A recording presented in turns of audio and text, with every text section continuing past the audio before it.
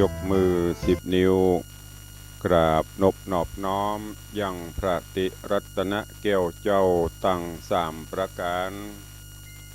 อันมีพระพุทธพระธรรมพระสงฆ์อันเป็นสรณะที่เปิ่งที่เคารพนับถืออันสูงสุดในชีวิตกราบคารวะแตบไตไวยสาปุญญาปารมีธรรมพระมหาเถรานุเถระเจ้าคณะพระสังฆาธิการภิกขุสงฆ์สามเณรจุตนจุองค์ด้วยความเคารพขอเจริญสุขเจริญปอนกับบรรดาปอออกไม่ออกศรัทธานบุญพุทธศาสนิกชนตินจองห้องวัดจุหนุ่มเท่าใจยิงขอน้อมต้อนรับทุกท่านเข้าสู่รายการมรดกธรรมกำเมืองต่างสถานีวิทยุกระจายเสียงพระพุทธศาสนาแห่งชาติและสังคมคลื่นเพื่อการศึกษาพระพุทธศาสนาและวัฒนธรรมคลื่นวิทยุสีขาวเพื่อเจ้าประชาคลื่นพระพุทธศาสนาและจริยธรรมส่งสัญญาณออกอากาศต่างสถานีวิทยุทางภาคคลื่นของวิทยุสีขาวเพื่อเจ้าประชาทุกคลื่นความถี่ในเครือข่ายตลอดจนคลื่นพระพุทธศาสนาและจริยธรรมของวัดฝ่ายหินตำบลสุเทพอำเภอเมืองจังหวัดเชียงใหม่คลื่นของวัดหนองกายตำบลสันปะยางอำเภอแม่แตงจังหวัดเชียงใหม่คลื่นของวิทยุ CM77 วิทยุอินเทอร์เน็ตล้านนาและคลื่นของวิทยุในเครือข่ายของพระพุทธศาสนาและจริยธรรม FM 96.0 เมกะเฮิรตซ์ตลอดจนวิทยุในเครือข่ายทุกคลื่นขอกราบขอบพระคุณในเมตตาบารมีธรรมของท่านผู้อำนวยการทุกๆสถานีทุกๆคลื่นอันมีท่านอาจารย์พระครูอภิวัฒนวิกรมท่านผู้อำนวยการสถานีวิทยุคลื่นสีขาวเพื่อเจ้าประชาตลอดจนท่านเจ้าอาจารย์พระครูสมุวิศวัตวรกิจโจท่านผู้อำนวยการสถานีวิทยุ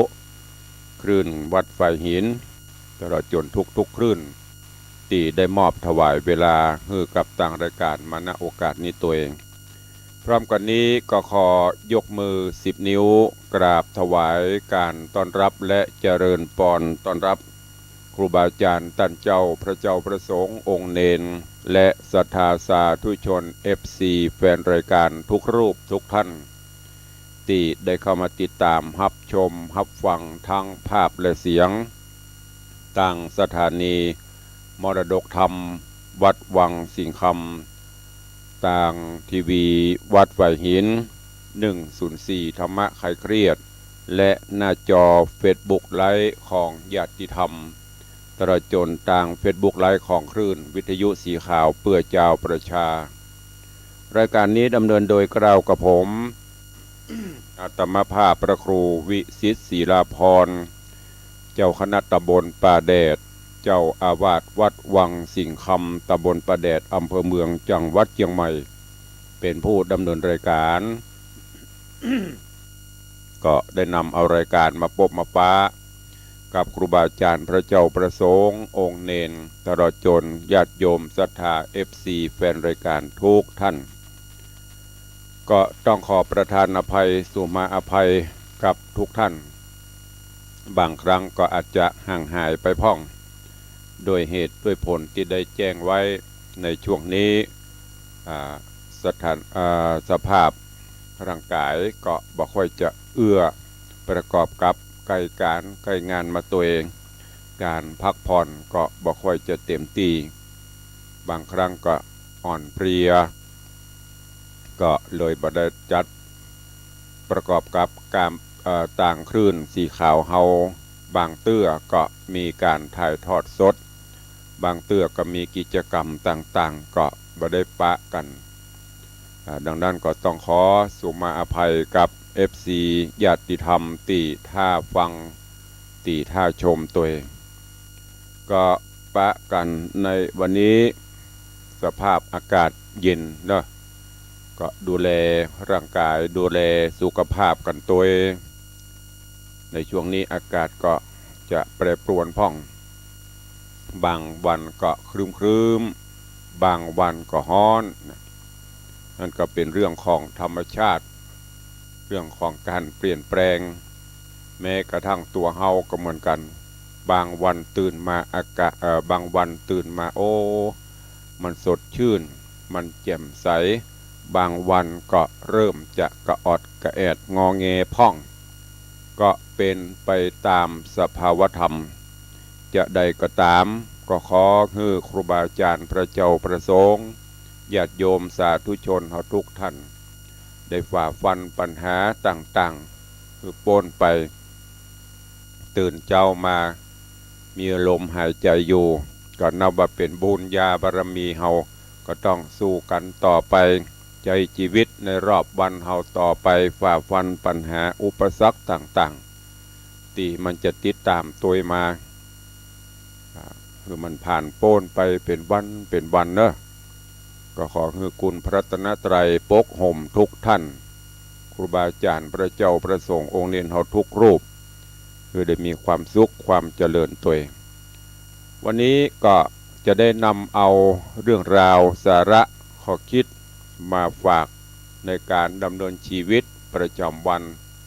แล้วก็ใต้รายการเฮาก็ก้อยมาตักมาตอมาตวาย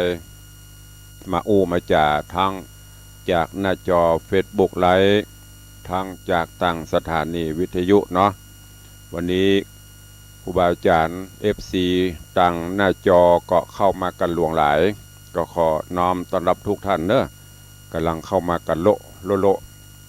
ทางบ้านก็จะไปคือน้อยหน้าเปิ้นเนอะเดี๋ยวใต้รายการเขาจะได้เปิดหน้าใหม่ได้อูดได้จ่ากันธรรมะที่จะฝากฟังเป็นข้อคิดกับทุกท่านในวันนี้ขอนำเอาธรรมะข้อคิดเรื่องของธรรมะเพื่อชีวิตใหม่ธรรมะเพื่อชีวิตใหม่มาเป็นธรรมะแนวทางในการดำเนินชีวิตของทุกท่านในวันนี้ญาติโยมท่านสาธุชนทั้งหลายมีพุทธภาษิตที่ตรัสเตือนคือเฮาท่านทั้งหลายได้หมั่นสอบถามมันตรวจตราตัวเก่าเฮาอยู่เนืองว่ากะธรรมภูตัสสะเมรัตตินทิวาวี ติปตันติแปลว่าวันคืนล่วงไปวันคืนโป้นไปบัดนี้เฮาท่านทั้งหลายกำลังทำอะหยังกันอยู่อัตโถอัตถัสสะนักขัตตังกิงกริสันติสารกาประโยชน์คือตัวเลิกของประโยชน์ดวงดาวจะทำอะหยังได้ สุนักขตังสุมังครังสุปภตังสุหุติตังประพฤติชอบเวลาใดเวลานั้นชื่อว่าเลิกดีมงคลดียามดีเจ้าดีรุ่งอรุณดีความพร้อมเพรียงเกิดขึ้นเมื่อใดแล้วเฮาก็ประกอบความดีในขณะนั้นนี่เปิ้นฮ้องว่าเลิกงามยามดีความขัดข้องความขัดแย้งเกิดขึ้นเมื่อใดบ่สามารถประกอบความดีได้ในขณะนั้นเปิ้นฮ้องว่าเลิกบ่งามยามบ่ดีการที่เฮามัวแต่รอนั่นรอนี้โดยปราศจากปัญญาเสียเวลาเปล่าเพราะฉะนั้นวันเวลาญาติโยมท่านทั้งหลายวันเวลาบ่มีค่าหรือความหมายในตัวมันเองวันเวลาจะมีค่าหรือความหมายในทางใดนั้นอยู่ที่ทำกรรมอันหยังคือเกิดขึ้นยกตัวอย่างเช่นวันนี้ทำวันนี้ทำดีวันนี้ก็เป็นวันดีทำดีเดี๋ยวนี้ก็เป็น เวลาดีเลิกดีงามดีเป็นอธิบดีเป็นธงชัยธรรมบดีวันนี้ก็เป็นวันบดีเป็นวันอุบาทเป็นวันโลกาวินาศบัธรรมอย่างเลยอยู่เฉยๆวันนั้นก็ปกติบดีบหายในการดำเนินชีวิตของเฮาญาติโยมสาธุชนทั้งหลายในแต่ละวันในแต่ละเดือนแต่ละปีอย่างปี2565ตีผ่านพ้นไปนั้นต่างก็มีตึงสมหวังต่างก็มีตึงผิดหวังต่างก็มีตึงความสุขความเศร้าโศกมองเงาคระเข้ากันไปดังนั้นจึงขอฝากธรรมะเพื่อชีวิตใหม่ให้กับทุกท่านเพื่อนำไปแก้ไขนำไปปรับปรุงนำไปใช้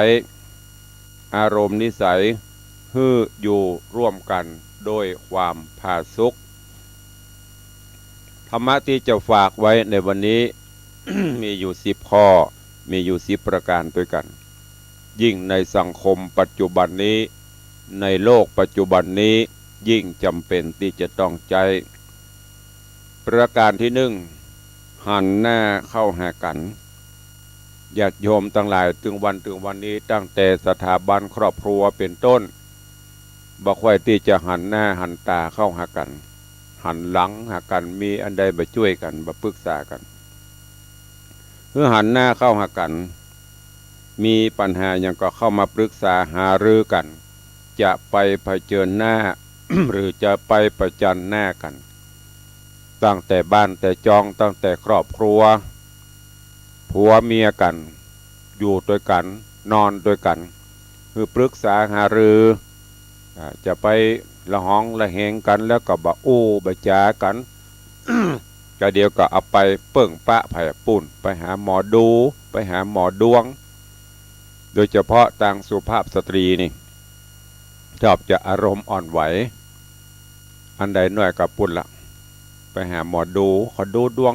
กรรมวะแฟนข้าเจ้าผัวข้าเจ้าเป็นจะได้พ่องอันนี้เพราะฉะนั้นเราต้องดูคนเดียวอย่างมีหลายคนหลายท่านลูกๆหลานๆเยาวชนไม่หย่าไม่ยิงที่จะถามตุลุง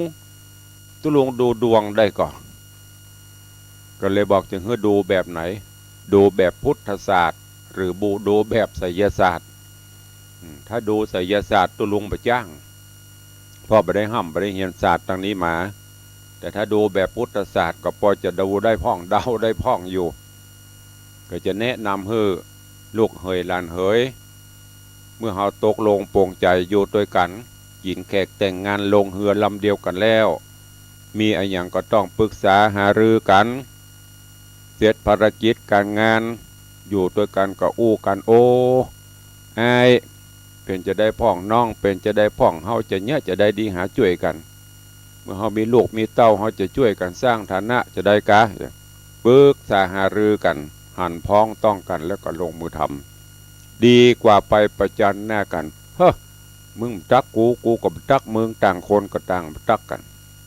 อยู่หอเฮือนเดียวกันเอาเข้ามันก็นำมาซึ่งเลิกบังงามยามบดีละประการที่2มันแก้ไขเนอะมันแก้ไขจะไปมัวแต่คิดแก้กฎหมายมัวแต่คิดแก้กติกาสังคมเพื่อเข้ากับกิเลสของตนเหมือนอย่างที่เฮาหูเฮาหันไปเดียวเนี่ยตัวหนังสือหมอหนึ่งเข้ามาแก้อันนั้นอย่างเปิ้นจะแก้อันนั้นแก้เนี่ยยกตัวอย่างรัฐธรรมนูญพ่องกฎหมายพ่องแก้โน่นแก้นี่แต่บ่แก้ตัวเก่าเนี่ยคนนั้นแก้มาก็เพื่อให้เข้าประโยชน์ตัวเก่าพอแหมคนบ่ได้ประโยชน์ตัวเก่าฮิจะแก้กันไปก็แก้กันมาอยู่หั่นน่ะเพราะฉะนั้นคือแก้นิสัยสันดานของตัวเก่าเฮาคือเข้ากับกฎหมาย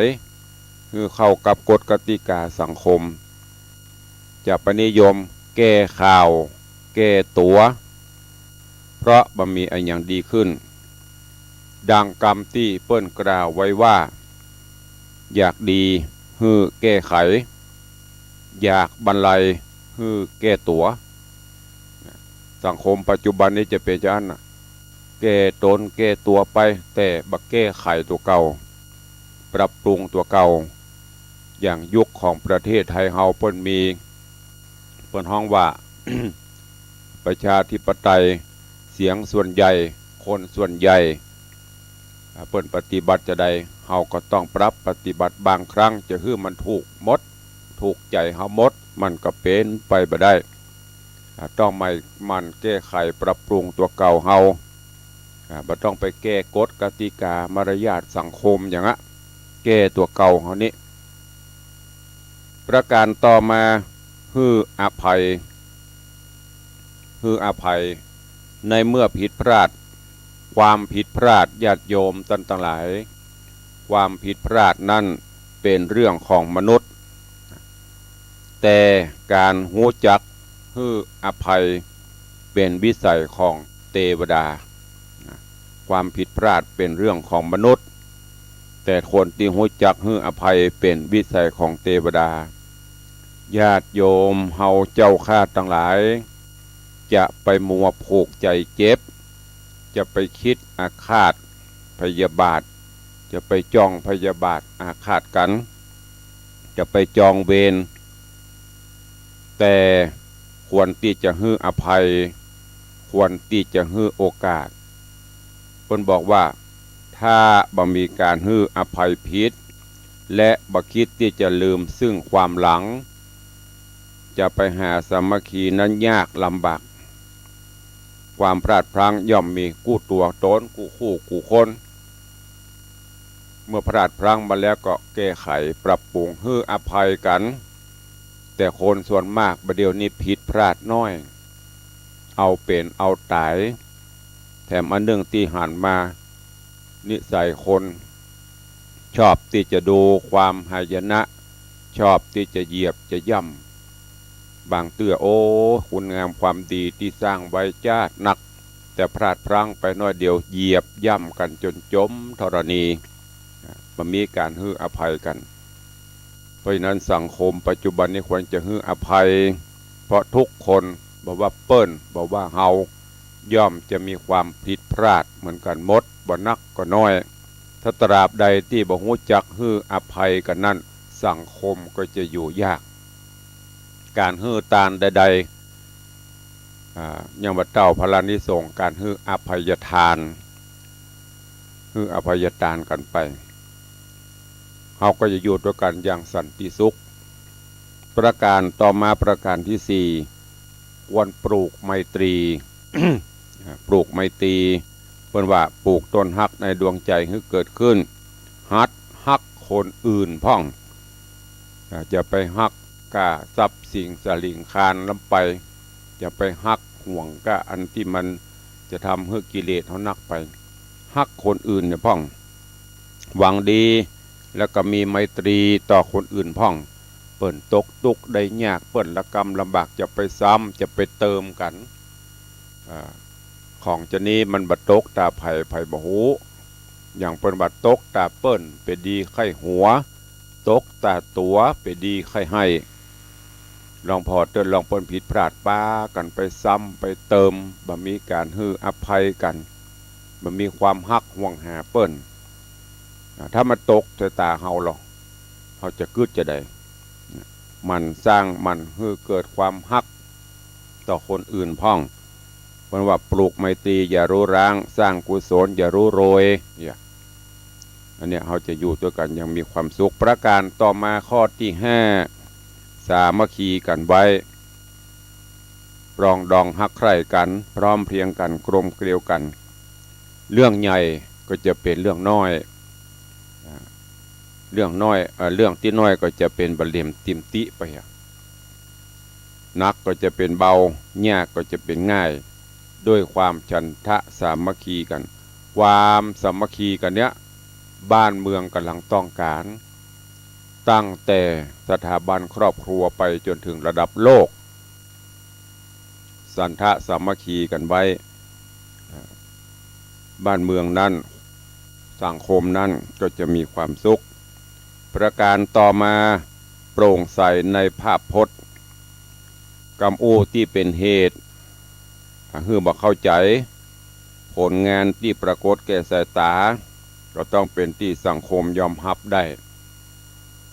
โดยความชื่นชมยินยมยินดีเป็นที่บ่เป็นที่คอรหาการทำงานจะต้องโปร่งใสเบิ่นจะตรวจสอบก็ให้ตรวจไปถ้าเฮาโปร่งใสเฮาบริสุทธิ์อย่างก็อย่างเฮาบ่ได้แต่สิ่งที่มันบ่โปร่งใสก็จะแก้ไขกันไปบ่ว่าจะเป็นสถานหน่วยงานใดๆอย่างณเวลาเนี้ยที่เพิ่นต้องการกันก็คือความโปร่งใสตรวจสอบได้ที่เฮาได้ยินเรียกร้องคำหากันประการต่อมาลดอาชญากรรมนั่นก็คือควบคุมความประพฤติให้อยู่ในระบอบแห่งศีลธรรมจะไปก่ออาชญากรรมโดยทำตนให้เป็นอาชญากรแล้วก็บัส่งเสริมการประพฤติที่ผิดศีลผิดธรรมต้องเอาศีลเอาธรรมมานำชีวิตดังที่ครูบาอาจารย์ก็ดีตุลุงก็เคยบอกแล้วว่าศีลธรรมไม่กลับมาโลกาจะวินาศถึงวันนี้โลกเห่าฮ้อนขึ้นถึงวันก็เพราะคนเห่ามนุษย์เห่าไร้ศีลไร้ธรรมบ่เอาศีลเอาธรรมมาปฏิบัติก็จึงทำให้โลกฮ้อนสังคมฮ้อนบ้านเมืองวุ่นวายแต่ถ้าครอบครัวใดสังคมใดประเทศชาติบ้านเมืองใดมีศีลธรรมน้อมนำเอามาประพฤติปฏิบัติก็จะทำให้ช่วยกันลดอาชญากรรมต่างๆลงความสงบสุขร่มเย็นก็จะเกิดขึ้นประการต่อมาทำตนให้เป็นแบบอย่างเขามาทำตนให้เป็นแบบอย่างก็คือ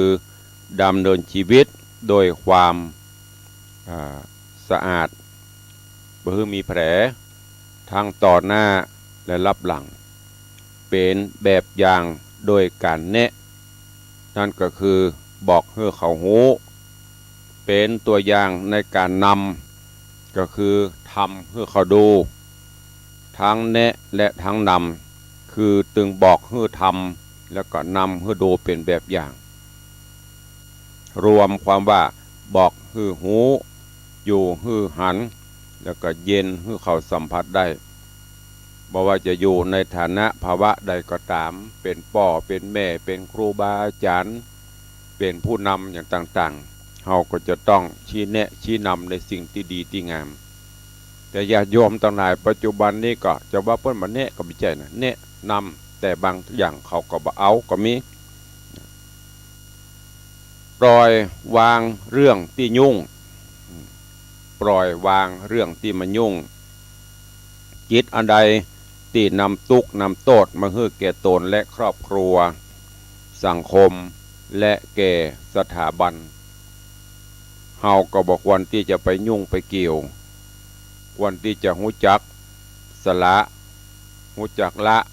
หูจักวางเพิ่นบอกว่าหูลบเป็นปีกหูหลีกเป็นหางปล่อยวางเพื่อความโปร่งใสจ่วยไปละอุดหนุนไปละพร่ำไปละสอนไปละจะได้กระเหี่ยวก็สุดท้ายก็ต้องปล่อยวางวนไปตามของเขาไปอันที่10ข้อสุดท้ายมุ่งประดุงในสถาบันชาติสถาบันพระพุทธศาสนาหรือสถาบันศาสนาสถาบันพระมหากษัตริย์เสาหลัก3ต้นเนี้ยที่อยู่คุ้มหรือว่าที่อยู่คุ้มครองป้องกันโดยเฉพาะบ้านเมืองโดยเฉพาะสยามประเทศไทยเขานี่มีความสุขถึงบางเตื้ออาจจะมีเรื่องราวเกิดขึ้นก็แก้กันไปก็โดยการมุ่งประดุงประพฤติตนเป็นพลเมืองดีเป็นอุบาสกอุบาสิกาที่ดีเคารพและปฏิบัติตามกฎหมายบ้านเมืองเคารพและปฏิบัติตามพระธรรมวินัยมีความจงรักภักดีต่อสถาบันพระมหากษัตริย์ทุกราชวงศ์สรุปความว่าชีวิตจะวัฒนา ในยุคโลกาภิวัตน์ญาติโยมทั้งหลายทุกท่านจะต้องแก้ไขภาพพจน์จากผู้ร้ายคือกลายเป็นพระเอกคือได้ลดอาชญากรรมต้องการบักข้องแวะจากอบายมุขกิเลสต่างๆควบคุมจิตใจของเฮาบ่ฮื้อมันหวั่นไหวตกไปในอบายโดยอาศัยหลักธรรมนำชีวิตแล้วก็ฮื้อหูจักเกรงกลัวต่อบาปต่ออกุศลต่างๆที่จะเกิดขึ้นฮักสวรรค์จังมรหกพร้อมทั้งกล้าที่จะเผชิญกับความดีทุกรูปแบบชีวิตหน้าที่การงานและการอยู่ร่วมกันในสังคมก็จะไร้ปัญหาจะไปลืมว่าต้องแก้ไขภาพพจน์ลดอาชญากรรมใจพระธรรมนำหน้าและกล้าฮื้อถูกเรื่องความเจริญรุ่งเรืองก็จะตามมาดังนั้นฝากเป็นข้อคิดเตือนจิตเตือนใจ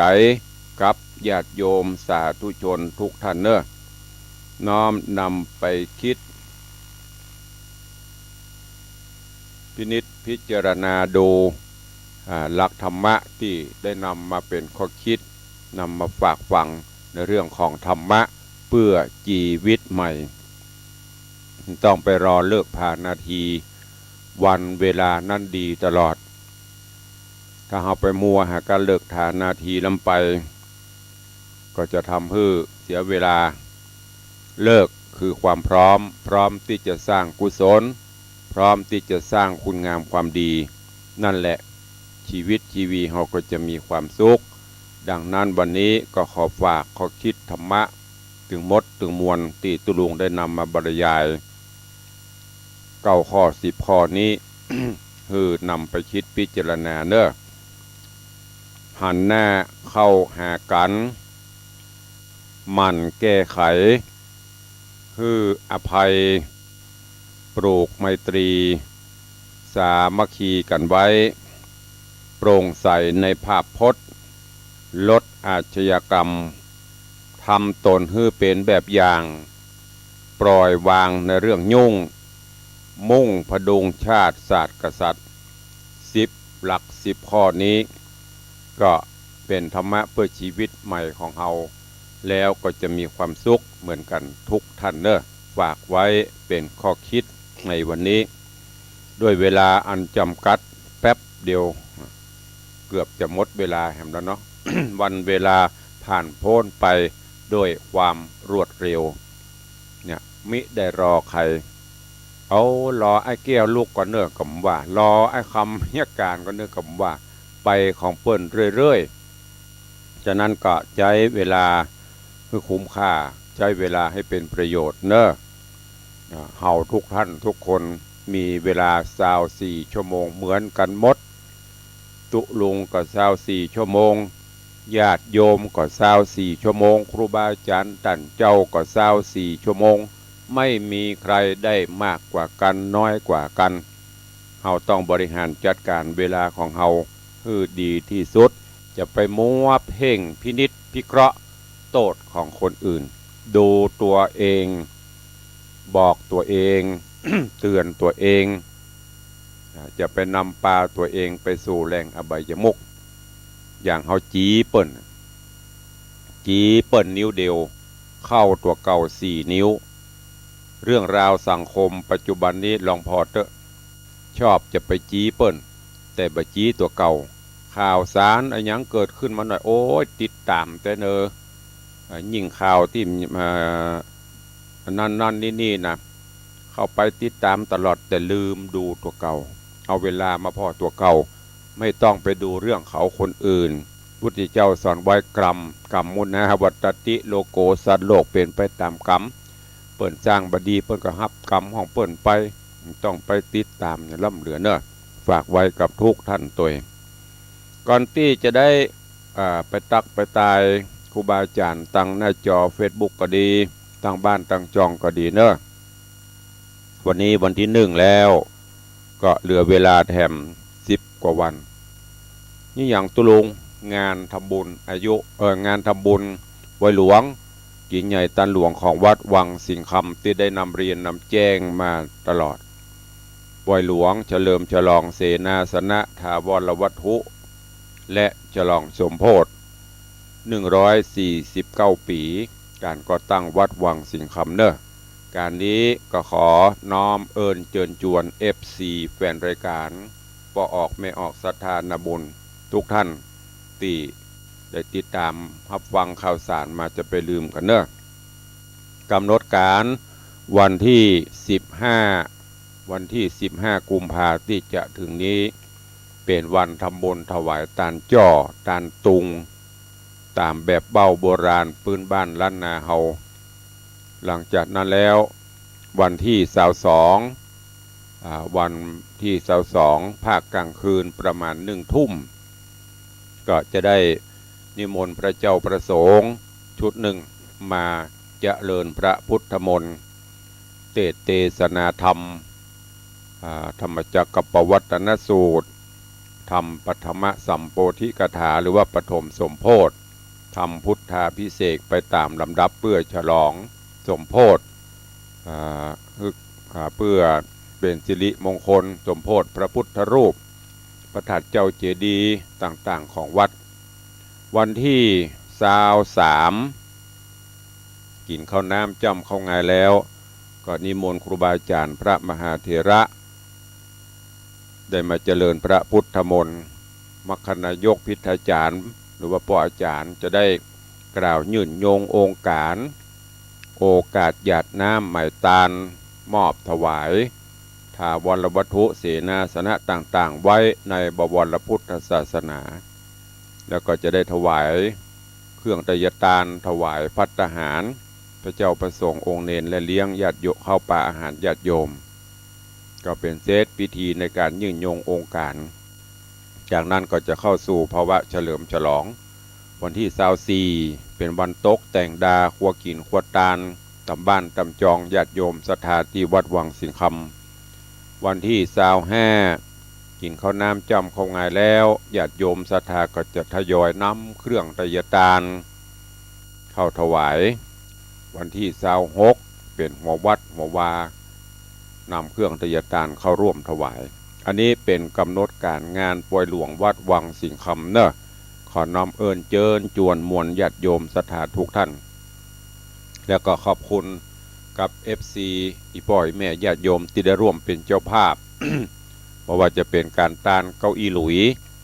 ไว้บนวิหารหลวงเพื่ออำนวยความสะดวกญาติโยมมาวัดมาวาจะได้นั่งกันไม่ได้เป็นบนห้องเนี่ยจะไม่ได้ลุกก็โอยนั่งก็โอยลุกก็อาลานั่งก็อาลาน่ะก็หันว่าญาติโยมมาจะได้อำนวยความสะดวกตลอดจนเป็นเจ้าภาพสังฆทานที่จะน้อมถวายเกณฑ์ครูบาอาจารย์ท่านเจ้าก็ดีไตรตาลฮับหัววัดก็ดีตาลตุงก็ดีตลอดจนเป็นเจ้าภาพอาหารถวายพระเจ้าประสงค์เนอะท่านผู้ใดมีกุศลเจตนาอยากจะร่วมเป็นเจ้าภาพสังฆทานถวายพระเจ้าประสงค์ชุดใหญ่100 กว่าชุดก็ชุดละ 2,500 บาท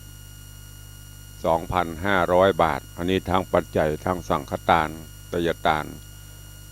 าลฮับหัววัดที่เปิ้นมากินห่วมตานเติงก็ชุดละ300 บาทหรือว่าวัดละ300 บาทจะร่วมเป็นเจ้าภาพอาหารถวายพระเจ้าประสงค์ก็ถ้าเป็นภาษาตังร้านบ่หัวละ200 บาทเป็นโต๊ะก็โต๊ะละ 1,500 บาทเนอะโต๊ะหนึ่งก็นั่งได้อยู่6 รูปรวมถึงกับโต๊ะก็อย่างเปิ้นมดเปิ้นคิดโต๊ะละ 1,500 บาทนั่งได้ประมาณ8 รูปจะ7-8 รูปหรือจะร่วมเป็นเจ้าภาพตานตุงปอยหลวงก็มี2 อย่างตัวละ100ตัวละ200เนอะก็ขอน้อมเอิญเจิญจวนทุกท่านตัวจะห่วมกินห่วมตานตัวหรือจะเป็น ร่วมทำบุญตานยอดปัจจัยต้นใหญ่ต้นหลวงในงานป่วยหลวงร่วมกับตุเจ้าร่วมกับโยมปเลี้ยงธนวัฒน์แม่เลี้ยงทัดพิชาสุสิงคำตัวก็ได้ตั้งต้นใหญ่ต้นหลวงไว้ก็ตามเจตนาสถานเนอะพร้อมกันนั้นก็ต่างวัดใครขอเมตตาเป็นเจ้าภาพวัตถุเครื่องอุปกรณ์ก่อสร้างที่จะใช้มาในการสร้างกุฏิสงฆ์โฮงหลวงเป็นเจ้าภาพปูนหินดินทรายก็ติดต่อสอบถามความแจ้งความจำนงได้ที่วัดทุกเวลาเอาละเนาะขออนุญาตไปตักไปตายพี่น้องศรัทธาครูบาอาจารย์ที่เข้ามาติดตามรับชมรับฟังทางภาพและเสียงที่อยู่ทางหน้าจอ Facebook ก่อนเดี๋ยวก็ค่อยไปตักไปตายทางบ้านทางจองเบื้องต้นวันนี้ก็มากันนักเนาะครูบาอาจารย์มากันหลวงหลายตัวเองก็ขออนุโมทนา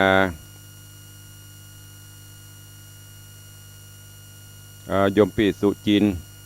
โยมปีสุจินตาวประพันธ์บนดอยสุเทพเจริญปอนยามเจ้าเจริญปอนคุโยมสลินทิปุลเลิศ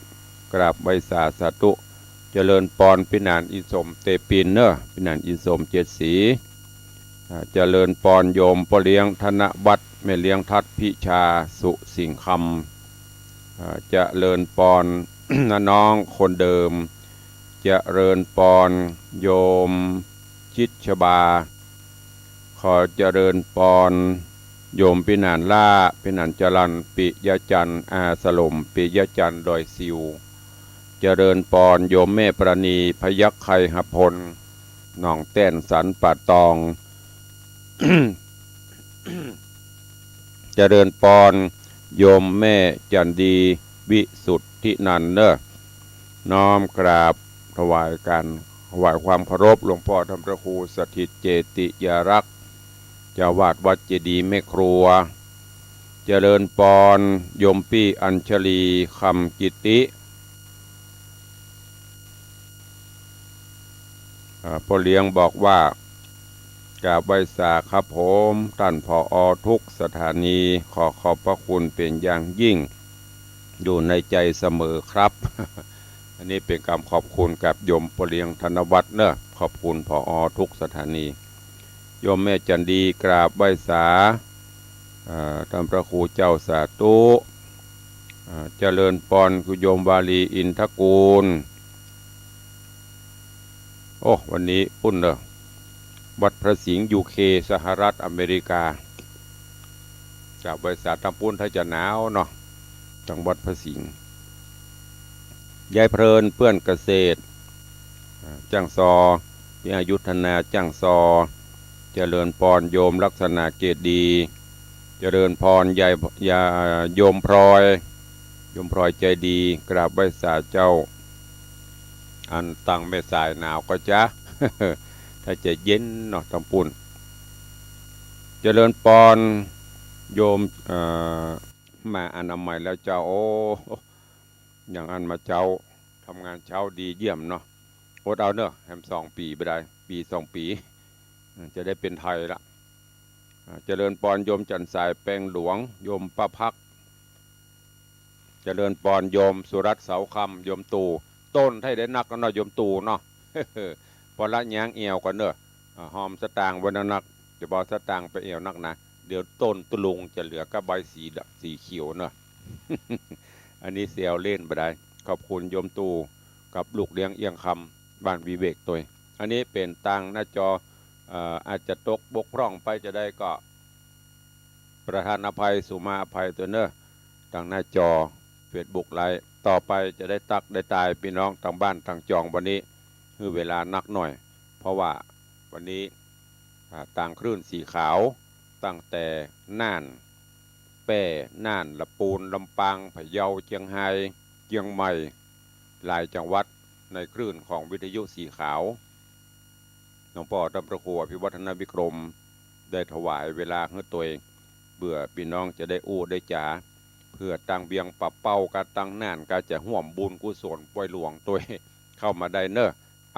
เปิดรับจากต่างหน้าใหม่0817836540 อ้าวเข้ามาได้ตันไผ่ตันมันเนอะเวลาน้อยวันนี้คลื่นสีขาวเปิ้นก็เลี้ยงเปิ้นก็อันถ่ายทอดตัวเองเจริญปอนโยมปอเลี้ยงธนวัฒน์สุสิงห์คำ กับภาษาครูบาท่านเจ้าที่วัดครูบาพระนี่เห็นน้อยกับภาษาน้ำสินน้ำบุญเลยเด้อโอ้ท่านพระครูเอาเปิ้นมี24 ชั่วโมงท่านพระครูทำเกินเปิ้นน่ะบ่บันทมบ่จำวัดคืนรับบาตรนอนน่ะโอ้ มันดีจ่วยใกล้ปอยหลวง วางว่างเลยครับผู้ก่อเตอ ย่างไปได้หลายวัน ซับเนี่ยกะถ้าเขาบอกวางเพิ่นก็เข้ามาได้อะ นั่นน่ะ 3 วันบ่ได้จัดกลัวเปิ้นก็เติงหาอีก ไปสาขา อ้าวสาธุอนุโมทนา รอขนมบ่ได้ตับเดียวอะประมาณสักวัน สาธุอนุโมทนา ขอบคุณโยมปอเลี้ยง โอ้เป็นกำลังใจ2-3 วันบ่ได้จัด อ้าวเจริญป้อน แม่สีพันตัดแก้วป่าไม้แดงดอยสะเก็ดนะเจ้าเป็นกำลังใจให้ตุ้ลุงหายไปหลายวันเลย การทำบ่ได้ต้นก็บ่ได้ก็มาไปเซาะต้นปอยหลวงนะกะตั้งปังไม่แดงกับหอมได้กะดักปิ้งอ่ะ มีกาตอนนี้มันยังมีอยู่เนี่ยมันมีอยู่ในกระปุกยอดทุกวันนี่ค่ะ ยังเป็นเรียนอยู่เนาะมันยังเป็นเต้งแมงมันอยู่เนาะมันเป็นตัวจ้ะเนาะ จัด จะเป็นเต้งแล้วมันกำลังจะเป็นเต้งมันแบบเป็นอันแม่แดงมันบินเตื้อเดียวกันจ้า สาธุขอบพระคุณบุญรักษาเด้อ ดูแลสุขภาพตัวนะคะ สา วันนี้ ธุ ร้อนหนาวมันแปรปรวนอย่างใดบุ ขอบพระคุณบุญรักษาเหมือนกันเด้อเจะเลิญปอนขอบคุณที่เป็นหงเป็นแหมกันเด้ออ้าวเข้ามาใหม่สาธุเจะเลิญปอนโยมสมทรงไว้สาเจ้าฟังอยู่เจ้าใกล้ปล่อยหลวงแล้วเนอเจ้าตาที่แน่ๆจะมาก็เจ้า เจงมาใกล้ปล่อยหลวงแล้วก็ใกล้นะตุลุงก็ฮุ้งนะแล้วจะมากันก่อนนี่ถ้ามาก็ต้นใหญ่ๆมันเด้อตอนนี้ต้นก็อย่างก็ยายแม่ว่าเดี๋ยวกล่อมกระปุกไว้กระเล็มมันก็จะเป็นเต้งจากเต้งมันก็จะเป็นใบสีเทา เจริญปอนเจริญปอนสาธุอนุโมทนาเด้อติดตามรับฟังกัน ไปลืมป่วยสาธุขอบคุณเจ้าป้อนานประเสริฐปล่อยหลวงจะหอมสะใดว่ามาบัต้องบัต้องอลัมมาบทละถามตรงๆเลยเมืองน่านจะหอมปล่อยหลวงกี่ล้านว่ามาบอกท่านนี่บอกเด็กกับผมนะครับ เดี๋ยวจะบอกหลังไม่จะเอาเงินน่านสักแสนไปได้นะ เข้า จะโตขอบคุณป้อนานนักเน้อบัลืมกัน กำลังใจตัวลุงเนี่ยขอลุงดีมีโชคด้วยครับสายพอดีครับหนาวแกเนาะ สาธุขอบคุณป้อนานประเสริฐน่านเสียวป้อนเล่นบ่ได้ ป้อนานป้อนติดตามตลอดตอนเนี้ยจะเอาแค่ชั่วโมงแล้วเนอะชั่วโมงละปันนะจะได้สตางค์ต่างน่านกับนั่นเด้อ ขอบคุณป้อนานประเสริฐจากเมืองน่านไปกันนี่จะไปแวะกับมั้งเมินแล้วไม่ได้ไปน่านกูเตือไปไหว้พระธาตุเจ๊แห้งตอนนี้เพิ่งกำลังบูรณะก็เลยไม่ได้ไปอ้าวสายต่อไปตุลุงอู้แต่พ่องเล่นพ่องไปโขดไปเกียดไปถือไปตือเนอะอันเนี้ยคือตุลุงในวังยามหยอกก็หยอกยามเล่นก็อู้เล่นกันไปยามติ้งฮื้อเขาคิดเรื่องราวก็เป็นประโยชนะก็ตายรายการก็จะเป็นจะเยอะทุกรายการที่ดำเนินรายการมาเนอะไม่ว่าจะเป็นสถานีตั้ง96ก็ดี104ก็ตามทุกวัดตั้งขึ้นสีขาวเขาก็เช่นเดียวกันตั้งหน้าจอ Facebook ตัวเองเพื่อญาติโยมเข้ามาชมมาฟังต้นก็จะเป็นสาระเรื่องราวธรรมะท้ายรายการก็จะเป็นการตักกันต่อยกับพี่น้อง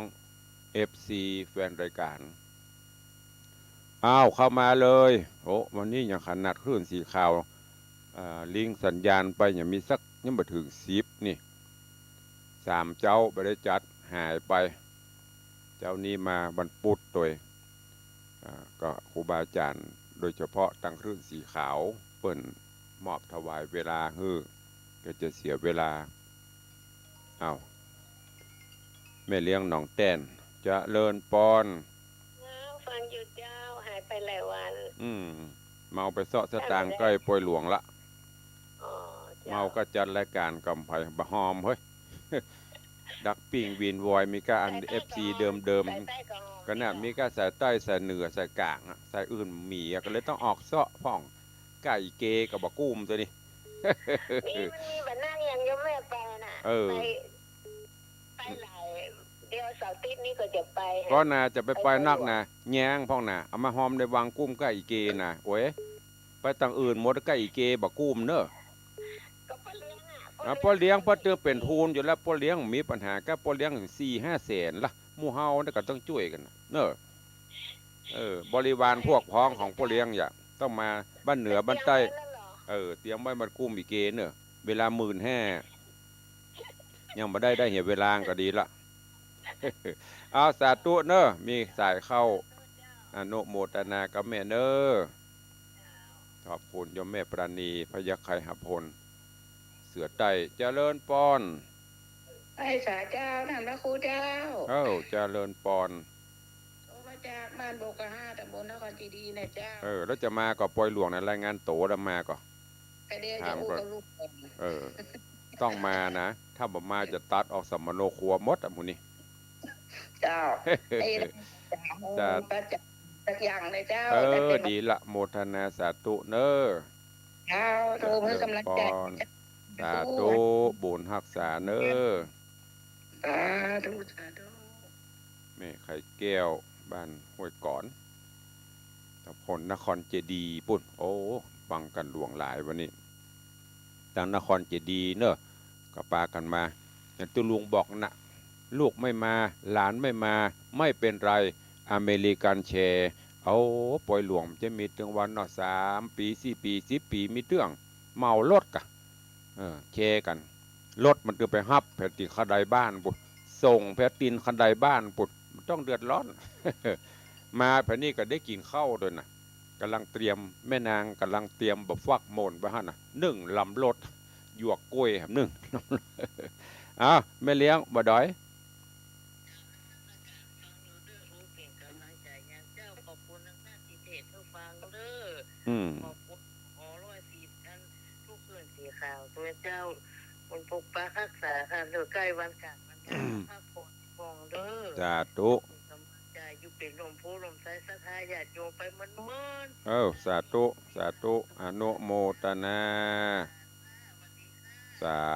ธุเสียงจากแม่เลี้ยงทัดพิชากู้ปุญญาปรมีพ่อเลี้ยงถึง2 ท่านคือกำลังตลอดถึงวันถ้าบ่มาก็ไม่ได้โทรตั้งหน้าไม่กันหลังไม่ฝากความคึดถึงหาตลอดขอบคุณเนอะแฮม4 นาทีสุดท้ายใครจะอู้ตัวเข้ามาเนอะ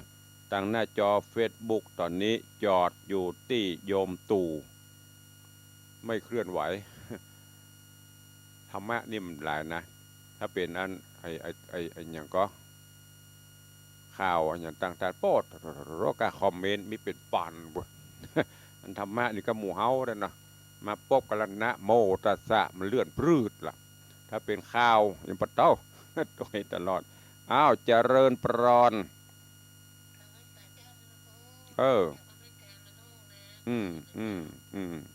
หน่วยการบ้านโฮงหนองเจดีเนี่ยจากการประการจะโฮงบ่โฮงจะโฮงบ่โฮงจากการประการวันที่25 26ในตึงหูจะเช็คดูว่าใครมาห่วมปล่อยหลวงพ่อเนอะบ่มาจะโตยไปขำบ้านวะ สาธุตอนนี้โยมติดตามเราเดี๋ยวแล้วปล่อยหลวงเราจะติดตามไปถึงบ้าน เซลเล่นบ่ได้แล้วแต่เวลาเนาะบัดแต่บัดดีว่างก็มาว่างก็เป็นยังแม่จันดีจะเลินปอนบ่ฮู้เตื้อห้ามถามหน้าไม้นะห้ามถามหน้าไม้หลังไม้เดี๋ยวไปจะดูเอาหย่องเนี่ยอิ่มอ่ะ เดี๋ยวแม่ปานีจะถามฮะ โอ้เล่นบ่ได้เสียวแม่ปานีเดี๋ยวจะรับหนาวก็ตั้งใจดีอืมนี่อันนี้หนาวบ่หนาวโมอยู่ในห้องอุ่นอยู่เดี๋ยวออกไปข้างนอกจะเย็นอ้าวขอบพระคุณบุญรักษามานะแถวบ้านกี่โมงอ๋อมาแวะหน่อยก็อ๋อเอาสตางค์ไปฮะเหงาแล้วเนาะเออนั่นแหละ คืนสู่ภาวะปกติสาธุนะแม่เนออนุโมทนาขอบคุณโยมแม่จันดีวิสุทธินันท์วันก่อนมาจากแดนใต้ วันหลังมาจากแดนเหนือแม่ปานีมต้องถามเนอะว่าแม่จันเดียวอย่างมาฮื้อนะเหมือนเดียวกันนั้นน่ะ เอาแหม1 นาทีสุดท้ายตอนแล้วก็จะหมดเวลาละเอารวดเลิกลากันดีกว่าเนาะเดี๋ยวมันจะไปขำเดี๋ยวเวลาจะไปกินเวลาเปิ้นวันนี้ต่างคลื่นสีขาวเปิ้นไล่ตัวเปิ้นลิงตัวขอบพระคุณบุญรักษาเน้อกับครูบาอาจารย์ท่านผู้อำนวยการทุกคลื่นความถี่ FC แฟนรายการทุกท่านสาธุชนบุญสาธุชนคนใจดีทั้งหลายวันนี้เวลาหมดเวลาแล้วขอนำรายการจากทุกท่านไปก่อนเนอะปะกันไม่วันต่อไปขอความสุขสวัสดีจงบังเกิดมีกับทุกท่านเนอะจัตตารโอธรรมาวัฏันติอายุวันโนสุขังปะลัง